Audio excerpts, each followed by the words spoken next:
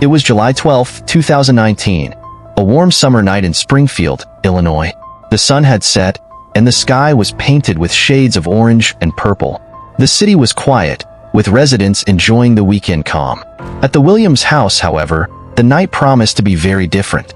James Williams, a 35-year-old lawyer, arrived home earlier than usual that Friday. He was excited, preparing the house for a special night. His wife, Amanda, a 33-year-old teacher, was in the kitchen, organizing the final details for dinner. They were waiting for a couple they had recently met, Ethan and Rachel Green. James and Amanda had a life that, in the eyes of others, seemed perfect. Married for 8 years, they lived in a quiet residential neighborhood and were known for their cordiality and discretion. However, they hid a secret that only a few knew. They participated in exchange meetings and had sexual fetishes that they liked to explore in their privacy. That summer, they had connected with Ethan and Rachel through an online forum. After weeks of exchanging messages, they decided to meet in person. Ethan, a 38-year-old man, was charismatic and engaging, while Rachel, 36, was reserved and seemed a little reluctant about the idea. But the promise of a different night led them to the Williams house that July night. The doorbell rang at 8 p.m. James opened the door with a smile, welcoming Ethan and Rachel. Amanda greeted them warmly, and they all went into the living room, where a cheese and wine table awaited them. They talked animatedly about various topics, trying to break the initial ice. The night started pleasantly. Laughter filled the room as the four discussed their experiences and fantasies. However, as the hours passed and drinks were consumed, the atmosphere began to change. Ethan, who was initially charming, began to show a more intense and aggressive side. Amanda noticed the change and exchanged worried looks with James, but decided to continue, believing it was just the effect of the alcohol. Ethan, however, began to insist on a game that involved partner swapping and intimate challenges, something more daring than they had previously discussed. Rachel, visibly uncomfortable, tried to suggest another activity, but Ethan ignored her, insisting on the game. James and Amanda were tense, but tried to keep the situation under control. Ethan began speaking more aggressively, creating palpable tension in the room. That was when Amanda decided to intervene, trying to divert the conversation to something lighter. However, Ethan didn't want to give up, and his frustration turned into anger. Amanda felt a chill, realizing something was very wrong. The night, which began with laughter and anticipation, was about to turn into a nightmare. No one could have predicted the horror that was to come, and the events of that July night would forever mark the lives of those involved in the Springfield community. At the end of June 2019, James and Amanda Williams were looking for new adventures. It was during this search that they found Ethan and Rachel Green on an online forum dedicated to swapping dating. The Greens seemed like the perfect pair to share their fantasies with. After a few weeks of conversations and exchanging messages, the idea of a face-to-face meeting came to fruition. The meeting was scheduled for the evening of July 12, 2019, a date chosen carefully so that everyone had time to prepare. James and Amanda wanted to impress. They spent days planning every detail of the night, from the food and drinks to the ambience of the house. That morning, Amanda was especially nervous. Although they were used to this kind of encounter, something about Ethan and Rachel made her uneasy. Rachel seemed hesitant in the messages, like she was being forced to participate. Amanda tried to ignore these concerns, chalking them up to predate anxiety. James, on the other hand, was excited. To him, Ethan seemed like an interesting man, someone who could bring new experiences. He spent the day tidying up the house, while Amanda prepared a sophisticated dinner. The menu included dishes that would please all palates, accompanied by carefully selected expensive wines. At 7:30 p.m., everything was ready. The house was spotless, with soft lights and ambient music to create the perfect atmosphere. Amanda wore an elegant red dress, while James opted for a white shirt and dark pants. They were prepared for what they hoped would be an unforgettable night. When the doorbell rang at 8 p.m., James went to open the door. Ethan and Rachel were there, smiling, but Amanda noticed a certain tension on Rachel's face. They entered and were greeted warmly. The first few hours were pleasant, with light conversations and laughter. Ethan seemed charming and engaging, while Rachel, although shy, tried to participate. During dinner, Ethan began talking about his interests in hookups and fetishes, describing them in detail that made Amanda uncomfortable. James, trying to keep the conversation friendly, made a few jokes to ease the tension. However, Ethan seemed determined to take the night to a more intense level. After dinner, they went to the living room, where Ethan suggested a game. He explained the rules in detail, making it clear that he wanted to explore bolder fantasies. Amanda felt a chill, but James, still trying to keep the peace, agreed with the idea, thinking he could control the situation. Rachel, in turn, seemed increasingly anxious. She tried to oppose the game, suggesting they do something different, but Ethan completely ignored her. The tension in the room was palpable, and Amanda began to feel really apprehensive. She exchanged glances with James, who seemed to finally realize something was wrong. Ethan insisted that they start the game immediately, and James reluctantly agreed. Amanda felt a growing sense of danger, but tried to convince herself that everything would be okay. However, Ethan's attitude indicated otherwise. As the game progressed, the atmosphere became increasingly heavy. Ethan began to show a more aggressive and controlling side, making Rachel and Amanda feel uncomfortable and intimidated. James, realizing the risk, tried to calm the situation, but Ethan was determined to go ahead with his plans. The tension in the Williams' living room was almost tangible. Ethan, with a sinister gleam in his eyes, led the game with an authority that made everyone uncomfortable. The game involved intimate challenges and provocative questions, something much more intense than James and Amanda had imagined. Amanda, sitting next to Rachel on the couch, watched Ethan's every move. Rachel was visibly tense, her hands shaking slightly as she tried to hide her nervousness. Amanda felt a chill run down her spine, but she maintained her composure, trying to find a way to deflect the situation to something safer. James, sensing his wife and Rachel's discomfort, tried to lighten the mood with a joke. "So, Ethan, have you always been this competitive?" He laughed, hoping to ease the tension, but Ethan just smiled enigmatically, his expression growing darker and darker. "Competitive? Maybe," Ethan replied, his voice low and menacing. "But tonight, I want to see how far everyone is willing to go." His statement made it clear that he had no intention of backing down. Rachel finally found the courage to speak. "Ethan, I think this is going too far. Maybe we should stop." His voice was shaky but firm. Ethan looked down at her, his smile fading. "Rachel, honey, you know we don't like quitters," he said, his tone cold and controlling. Amanda felt a tightness in her chest. She knew she needed to do something. "Maybe we should just relax a little," Amanda suggested, trying to keep her voice calm. "We can watch a movie or something." Ethan looked at her, his dark eyes glowing with a dangerous intensity. "Amanda, don't you understand? Tonight is about exploring our limits, and I don't think we've reached ours yet."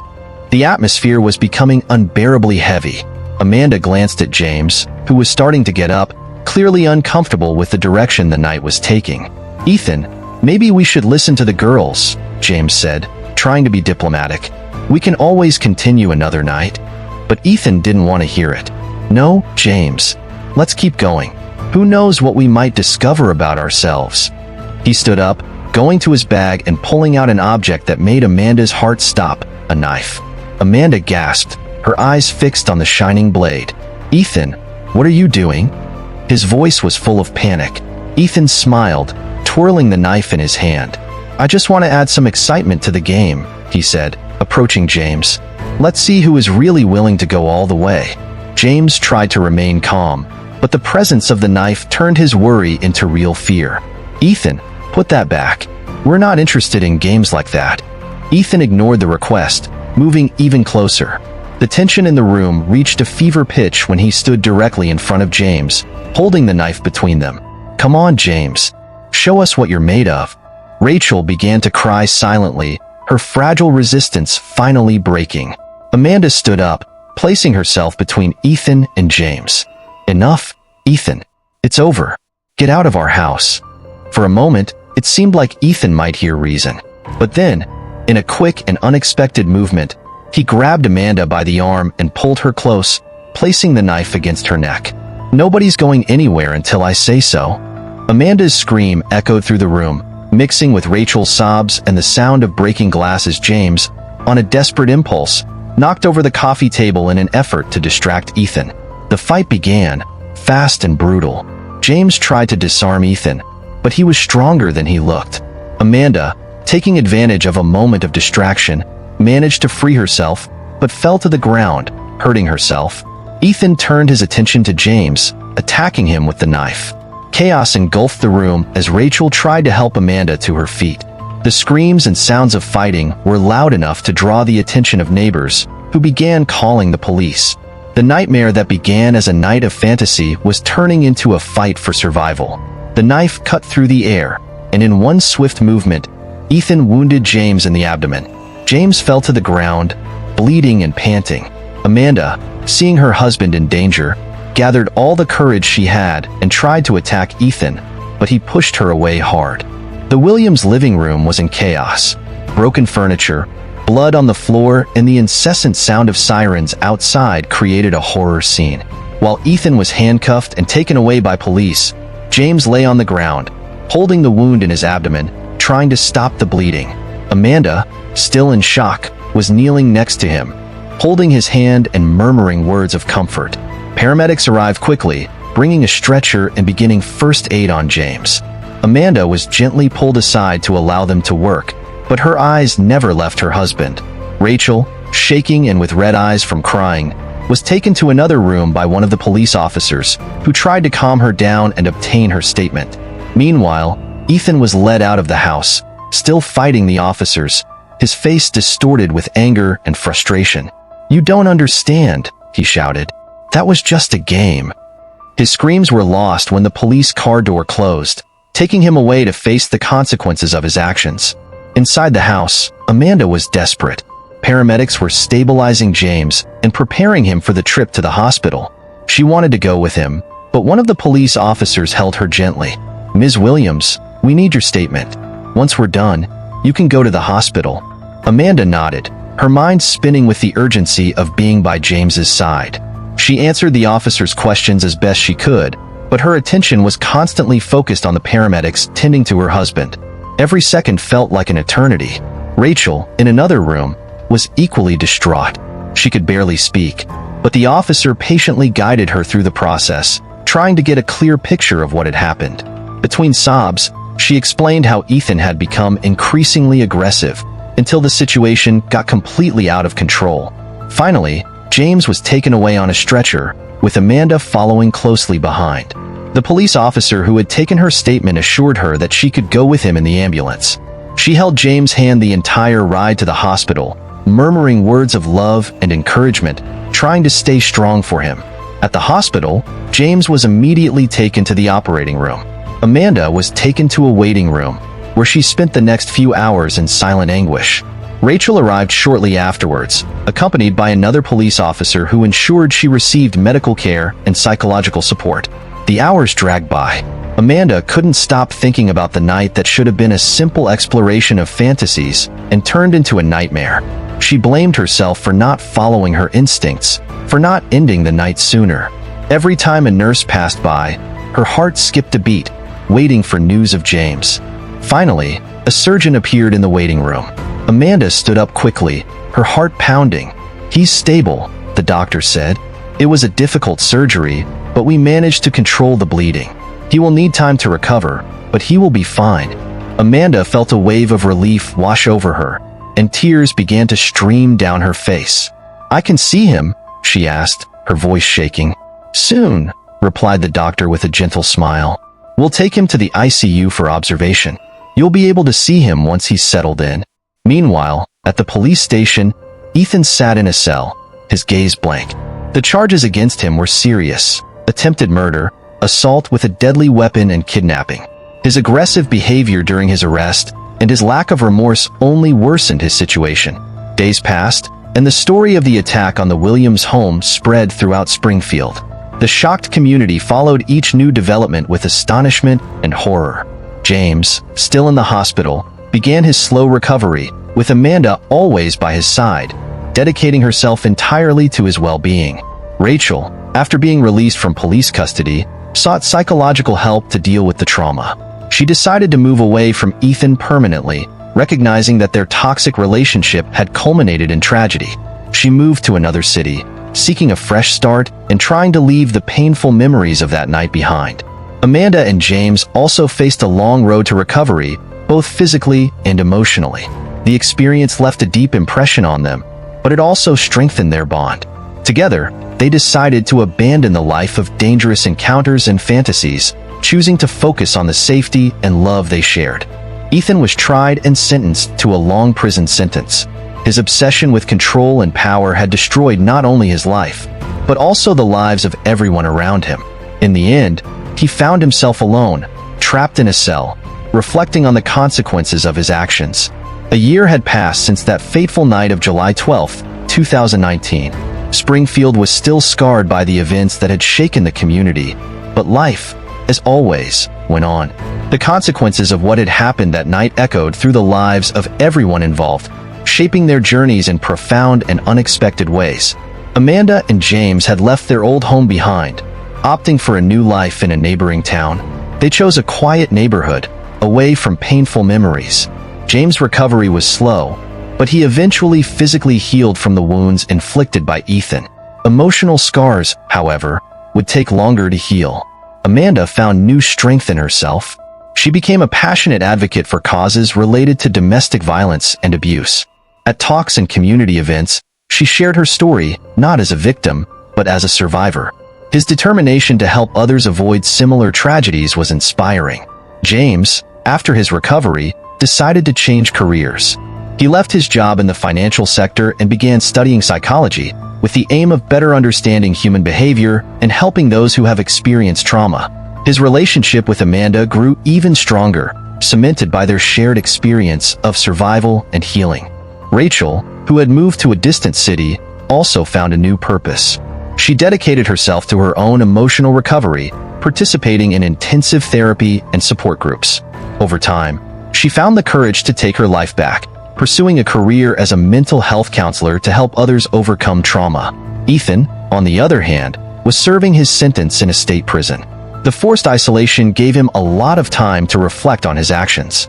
Sessions with prison psychologists revealed a troubled mind, consumed by fantasies of control and power. Although professionals did their best to help him, Ethan's journey to rehabilitation would be long and uncertain. The night of July 12th was not forgotten by Springfield. Local media continued to revisit the story at significant dates, reminding the community of the dangers that can lurk behind closed doors. The Williams neighbors, who had heard the screams and called the police that night, were honored for their quick, life-saving action. In an effort to turn the tragedy into something positive, Amanda and James started a foundation dedicated to providing support to victims of violence and abuse. The foundation offered resources, counseling, and temporary shelter, becoming a beacon of hope for those in desperate situations. On the one-year anniversary of the events, Amanda organized a vigil to honor the strength and resilience of victims of violence. People from across the community came together to support the cause, lighting candles and sharing their own stories of survival. It was a moment of unity and solidarity, showing that even in the darkest situations, there was a light of hope. Life continued for everyone involved, marked by the scars of the past, but also by the determination to build a better future. Amanda and James learned to value each day, finding joy in the little things and strengthening their bond moment by moment. Rachel, now stronger and more confident, began helping others find their voices, sharing her recovery journey and inspiring others to seek help. Her courage in facing her inner demons made her a respected figure in her new community. Ethan, trapped in his own cycle of reflection and regret, may never fully understand the impact of his actions. But for Amanda, James, and Rachel, their story was a constant reminder of the importance of listening to instincts, seeking help, and, above all, valuing safety and emotional well-being. The night of July 12, 2019, would always be an indelible part of their lives,